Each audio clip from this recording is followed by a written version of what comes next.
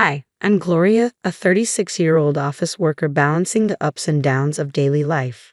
My husband Matthew and I recently celebrated our 8th wedding anniversary, and almost immediately after we tied the knot, we became parents.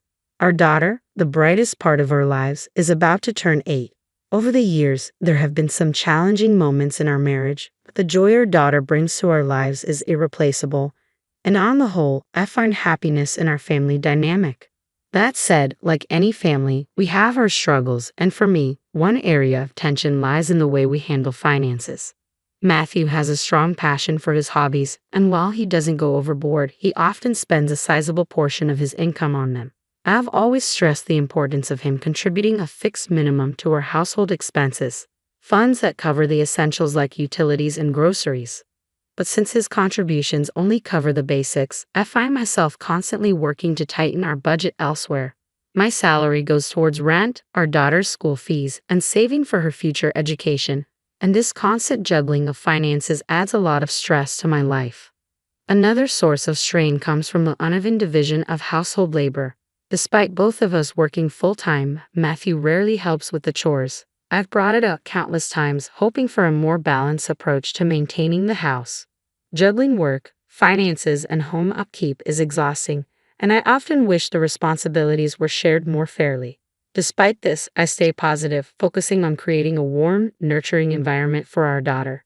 As she grows, I hope we can show her the importance of teamwork and responsibility, making adjustments as we go to better support each other. It's not a perfect situation, but I'm committed to making the best of it. When I asked Matthew to help around the house, his go-to excuse is that the tasks would take him too long, and it's easier for me to handle them myself. Over time, I've taken on all the household responsibilities alone. We had our daughter soon after getting married, but Matthew was often absent when it came to her upbringing. He expressed concerns about accidentally hurting her, which meant I carried most of the parenting load. As the years went by, my dissatisfaction with him grew, but we had been together for 8 years and had a growing child. I wasn't sure if initiating a divorce when our daughter was approaching puberty was the right decision. I told myself that maybe it was normal for couples to feel disconnected after many years together and that no family was without its flaws. But a recent incident with my sister-in-law made me seriously reconsider our marriage. One day, she showed up at our door looking visibly distressed. "Gloria, I'm sorry, but I need to stay here for a bit. There's been an issue with Ryan," she said, clearly upset. I was worried and asked if something had happened with her husband. She hesitated and tried to change the subject, which left me feeling uneasy and desperate for more information. Later that night, when Matthew returned from work and we had put our daughter to bed, we all sat down to talk. "So, what happened?" I asked, looking at my sister-in-law. I asked her what had happened, and she hesitated before replying. "Well, Ryan just snapped. He said, out of nowhere, that he wants a divorce." I was stunned. I had always thought of Ryan as a calm, stable, and sincere person, so this sudden outburst didn't make sense. I pressed her for more details, asking, "Why did he get so angry?" She seemed defensive, her voice rising with panic. "Why are you asking me that?" she retorted. A thought crossed my mind. Perhaps she had done something to provoke him. Her avoidance only fueled my concern. "What do you mean? Why am I asking?" I responded. "Why are you defending him? Are you involved with him or something?" Her accusation caught me off guard, but I quickly denied it. "Of course not," I said. "I'm not involved with Ryan." Matthew, overhearing the exchange, laughed off her suggestion. "That's impossible," he said. "She barely has time for anything outside of her responsibilities. And besides, she always leaves her phone out in the open." Despite my husband's defense, frustration bubbled inside me. My life was a constant whirlwind of work, household chores, and caring for our daughter. After long days, I barely had the energy to check my phone, let alone engage in anything like an affair. Still, my sister-in-law insisted she didn't know why Ryan was upset.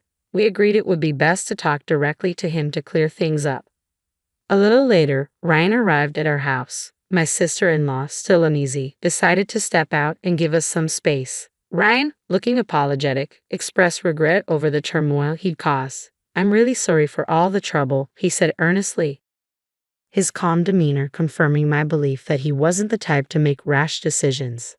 "Ryan, I just don't understand," I said, pressing him. "You've only been married for a year. Isn't asking for a divorce a bit extreme? There has to be a reason. Ryan took a deep breath before revealing the shocking truth. The reason is that she spent all of my savings, $110,000, without telling me. I felt the air leave the room. You saved $110,000 and it's all gone in just 1 year, I said, my voice betraying my disbelief. That's about $5,500 every month. How did that happen? Ryan explained that he had been carefully managing their finances, allocating just enough from his monthly income to cover all their living expenses. The entire $110,000 had been spent entirely on non-essential personal expenses, luxuries, and entertainment. No wonder you're upset, I said, empathizing with him. Anyone would be furious in your shoes. I couldn't help but think of my own situation with Matthew's tendency to overspend. It was almost as if this was a family trait. With the revelation of the massive financial strain, I suggested, if she doesn't make an effort to repay that $110,000, maybe you should seriously think about separating, especially since there are no kids involved. Ryan nodded, taking my advice to heart, but then Matthew surprised me by chiming in. I'll make sure my sister pays you back, he said confidently. I was taken aback by his sudden certainty. How could he be so sure? Ryan looked at him, clearly appreciative of the support. I would appreciate that, thank you. With that, we had reached what seemed like a tentative resolution, though I knew the situation was far from over. As Ryan left, my sister-in-law returned to the house, the weight of everything still hanging in the air. I confronted her immediately. Ryan mentioned that he used up all of his savings, $110,000. She quickly became defensive. I used it for living expenses, she retorted, her tone sharp.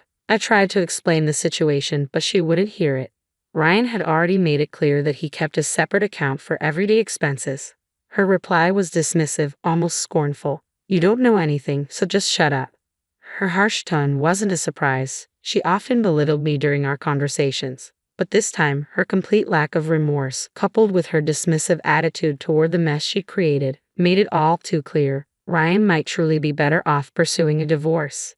She refused to acknowledge the seriousness of what she'd done, and there was no indication that she planned to fix anything. It painted a grim picture for the future of their marriage.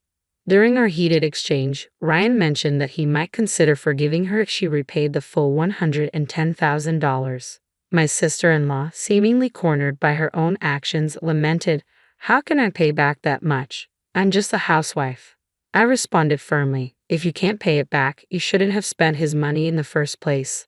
The tension in the room thickened, and then, almost as if she had an epiphany, my sister-in-law turned to me with a gleam of hope in her eye.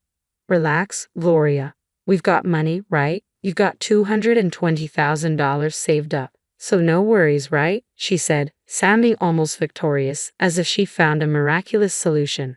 I was thrown off completely. Wait a minute. How do you even know about my savings, Matthew? I asked, stunned. I had never shared that I'd saved that amount for our daughter's future tuition.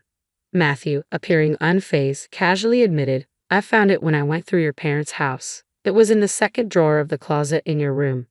I was speechless. You went through my things without asking. That's unbelievable. We're married, but that doesn't mean my personal belongings are up for inspection. I protested, feeling utterly betrayed.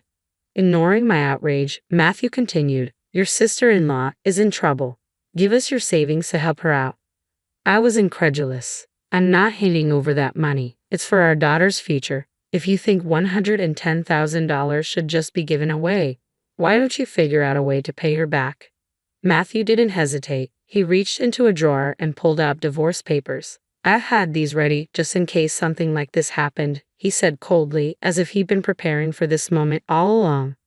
My frustration boiled over. You've got some nerve trying to manipulate the situation like this, I snapped. That's exactly what I've been wanting to say to you, I added, my voice shaking with the weight of my anger. Then, with chilling finality, Matthew filled out the papers and said, I'm serious. We can get a divorce anytime you want. To my shock, my sister-in-law, watching the drama unfold with an almost gleeful grin, piped up. Well, I'll be one of your witnesses, she said, scribbling her name on the form as if she were signing a trivial document. You can either pay me the $110,000 or we can get a divorce, Matthew threatened, as though he were cornering me into a choice. I was astounded by their boldness and manipulative tactics. But rather than giving them the satisfaction of seeing how deeply their words cut, I feigned compliance, allowing the moment to pass without escalating things further. The next day, I prepared myself for whatever came next. I decided to take control of the situation and invited some important figures, my in-laws and Ryan, to our home. When they arrived, Matthew was immediately baffled. "Ryan, why are you here?" "Mom, Dad, what's going on?" he asked, his confusion palpable. Before Matthew could say anything more, his father interjected, his voice calm but firm. "Matthew, don't embarrass yourself any further." He then turned to me and added, "Gloria, I'm truly sorry about my son and daughter's foolish behavior." Ryan also spoke up, his tone sincere. "I must apologize to Gloria," he said. Their apologies were like a bombshell, but the tension didn't subside. Matthew, still bristling, tried to assert himself. "Why are you two apologizing? You should be quiet." Ignoring him, his father continued. "We went through your room, Matthew, and we found stacks of expensive bags and jewelry." His mother added, "Ryan asked us to look into it, and it's clear you've had a habit of hiding expensive purchases from us since you were young." The revelations hit like a ton of bricks, and Matthew's deceit became undeniable. His mother, facing the mounting evidence, finally said, "I can't stay married to you anymore." The tide had turned dramatically. The extent of Matthew's financial misconduct had been exposed, and my earlier concerns now seemed justified in an entirely new light. The situation took another turn when it came out that my sister-in-law had falsely claimed she used the $110,000 for living expenses. "I want you to pay me back the $110,000, Ryan demanded firmly, to everyone's shock, especially Matthew's. "I've already taken steps," Ryan continued. "Matthew, you're getting a divorce too. Gloria already filled out the divorce papers, and I signed as a witness.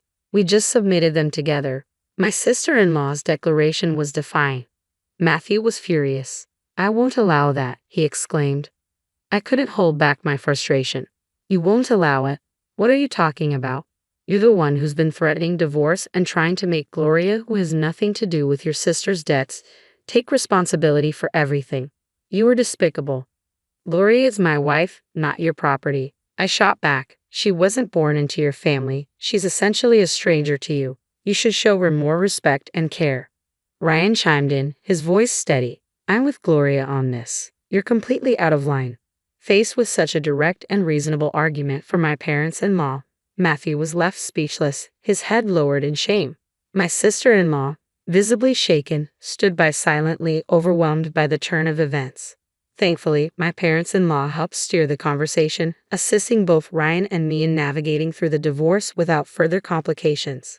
In an attempt to make amends, my sister-in-law sold off as many luxury goods as she could, raising about $45,000 to repay Ryan.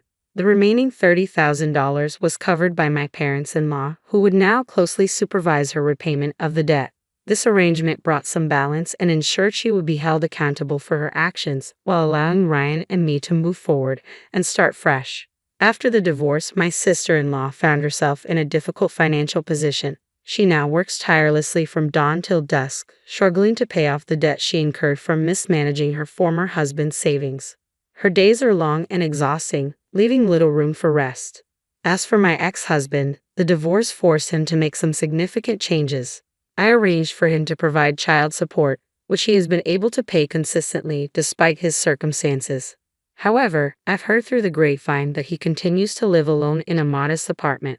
His salary, though decent, is stretched thin by his rent, living expenses, and child support payments. Eventually, the financial strain forced him to move to a cheaper apartment. Sadly, his long-standing habit of unnecessary spending hasn't helped, and despite living in a more affordable place, he often finds himself broke, with no savings to fall back on. This financial instability will likely make it difficult for him to enter another relationship anytime soon. Meanwhile, I've returned to my parents' home with my daughter. Being back under their roof has helped stabilize our lives, allowing me to focus on the future. My parents have been incredibly supportive, especially in helping with childcare while I work. This support has been crucial in allowing me to regain my footing after the divorce. I'm working hard, not just to meet our day-to-day needs, but also to save for my daughter's future. I want her to have every opportunity to pursue her dreams without financial constraints. This is a new chapter for us, and I'm determined to make it a successful one. I plan to continue sharing our journey, hoping that our story might inspire or help others facing similar situations. If you find our story engaging and want to follow our journey through this new phase of our lives, please subscribe to the channel. Your support means so much to me, and I look forward to connecting with you in future videos.